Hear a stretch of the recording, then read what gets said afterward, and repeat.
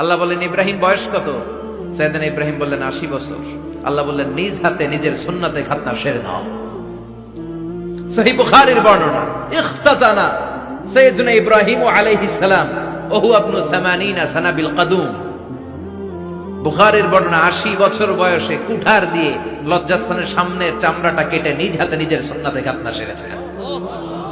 এমনি এমনি আল্লাহর প্রিয় হন নাই, এমনি এমনি গোটা বিশ্বের মানুষদের লিডার হন নাই। পরীক্ষার পর পরীক্ষা দিয়ে তিনি আল্লাহর সম্মানের চেয়ারে আসীন হয়েছেন। চিল্লায় বলেন ঠিক কিনা? এজন্য আল্লাহ বললেন ওয়াইয বিতালা ইব্রাহিম রাব্বুহু বিকালিমাতিন ফাআতাম্মাহুন্না ক্বালা ইন্নী জাঈলুকা লিন-নাসি ইমামা। ও নবী, স্মরণ করুন সেই সময়ের কথা যখন আমি আমার খলিল ইব্রাহিমকে অনেকগুলো পরীক্ষা নিয়েছিলাম, আর প্রতিটি পরীক্ষায় আমার খলিল সফলতার সাথে উত্তীর্ণ হয়েছিল। ফলাফল স্বরূপ আমি ইব্রাহিমকে জানিয়ে দিলাম, যাও ইব্রাহিম, গোটা বিশ্বের মানুষের জন্য তোমার নেতা বানাইয়া দিলাম। তিনি আমাদের নেতা, leader of the all human being on earth. পৃথিবীতে যারা আছে সবার নেতা। চিল্লা এখন ঠিক কিনা? এত বরকতের মানুষ, এত বরকতের ফ্যামিলি, ওনার ফ্যামিলি যেখানে তাকিয়েছে ওইখানে বরকত, যেখানে পা লেগেছে ওইটা বরকত। যেই মাটিতে হাত দিয়েছে মাটিটারে সোনা বানিয়ে দিয়েছে কে? সাইয়েদনা ইব্রাহিমের পা লেগেছিল একটা পাথরে, ওই পাথরটারে মুসল্লা বানায় দিল কে? ওয়াত্তাখিযু মিন মাকামি ইব্রাহিম মুসাল্লা। আল্লাহ বললেন ইব্রাহিমের দাঁড়ানোর জায়গার পাথরটারে তোমরা মুসল্লা বানিয়ে নাও। হজ করছেন কারা কারা দেখি? অথবা উমরা? আরো বাড়ছে উমরা গোয়াতে, মাশাআল্লাহ। যাদের হাত ওঠে নাই এরাও যেন আল্লাহ অতি শীঘ্রই হজ করতে পারে, উমরা করতে পারে। আরে কি বরকতের জায়গা! আল্লাহ বারবার নসিব করো তুমি। কি বরকতের জায়গা! প্রতিদিন 120টা রহমত নাজিল হয় এই কাবা ঘরকে কেন্দ্র করে। সিদ্দুন আলী তাইফিন, 60টা রহমত যারা খালি তাওয়াফ করে। এই তাওয়াফের ইবাদতটা ওই জায়গা ছাড়া পৃথিবীর কোথাও করা যায়? কথা বলেন।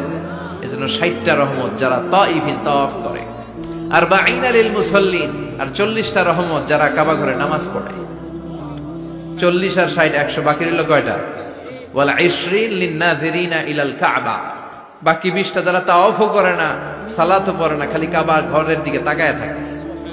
কাবা ঘরের দিকে ফেল ফেল করে তাকায় থাকলো, আমলনামায় 20টা রহমত নাজিল করে কে? এত বরকতের ফ্যামিলি।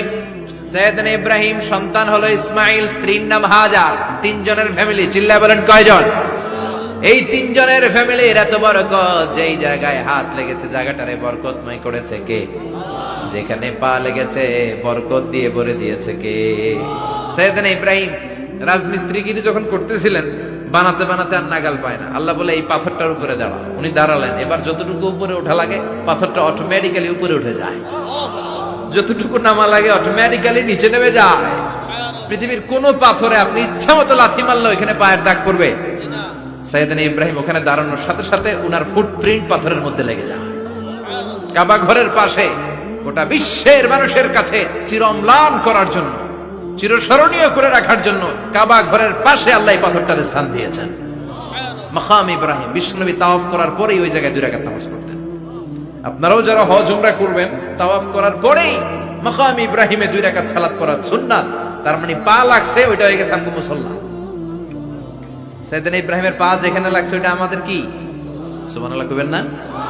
আর ওনার ছেলের পা যে জায়গায় লাগছে ওটা হয়ে গেছে জমজমের কুয়া।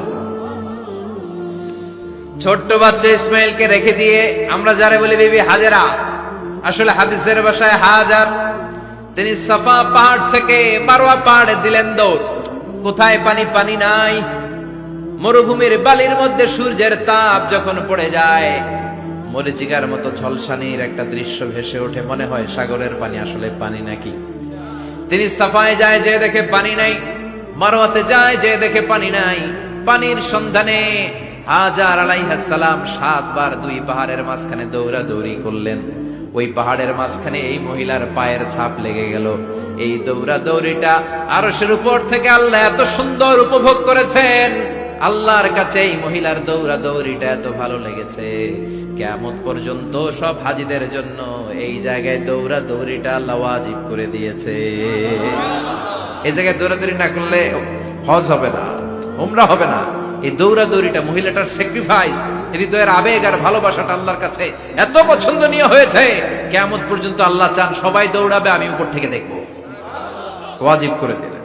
যার পা যেই জায়গায় লাগছে খালি বরকত। হঠাৎ কল কল কল কল আওয়াজ শুনতে পেলেন, সাফা মারওয়া থেকে দৌড়ে আসলেন কাবার কাছে। এসে দেখলেন ফেলে রাখা দুধের বাচ্চা ইসমাইলের পায়ের ধাক্কায় জমিন থেকে পানি বের হতে শুরু করেছে।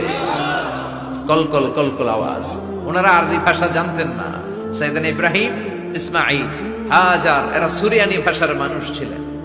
সুরিয়ানি ভাষায় উনি বসে পানি যাতে মরুভূমির বালুতে লেগে শুকিয়ে না যায়, বালু দিয়ে বাদ দিতেছে। আমরা বাদ দেই না পানি আটকানোর জন্য?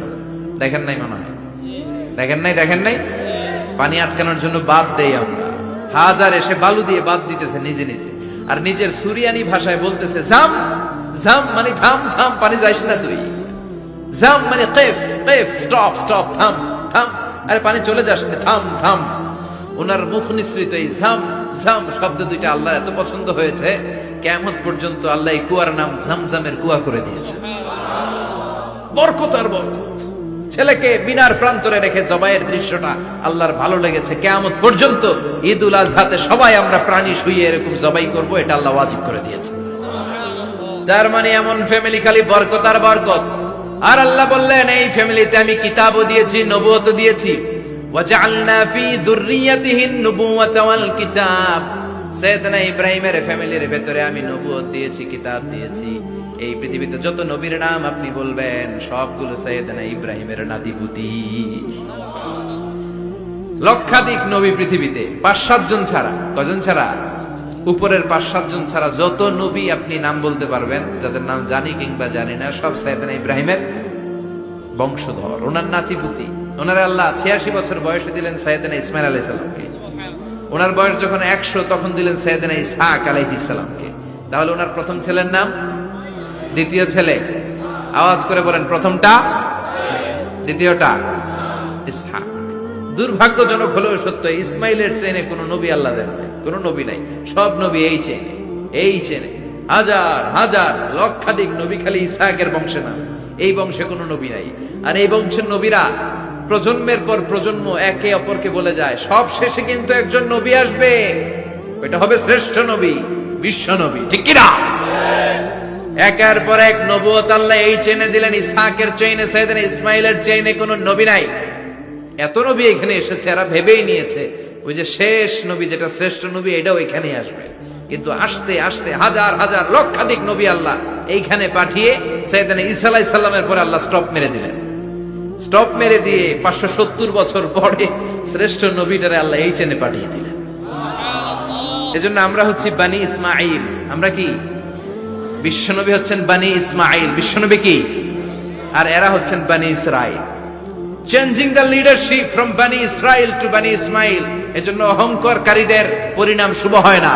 এরা নবী পেতে পেতে এই প্রজন্ম অহংকারী হয়ে উঠেছিল আর গালি দিচ্ছিল এই চেইনটা আটকুরা চেইন, নবী আসার দিক থেকে এই চেইনে কোনো নবী নাই, সব নবী এই চেইনে আমরা পাই, আর শ্রেষ্ঠ যে নবীটা আসবে সেটাও এই চেইনে আসবে। আল্লাহ কয় না, আমি খেলা উল্টায় দিব, সব নবী এখানে পাঠালেও শেষ নবী আমি এখানে পাঠাবো না। শেষ নবী আল্লাহ তাআলা সাইয়েদনা ইসমাইলের চেইনে পাঠিয়ে দিয়েছেন। চিৎকার করে পড়েন আল্লাহু আকবার।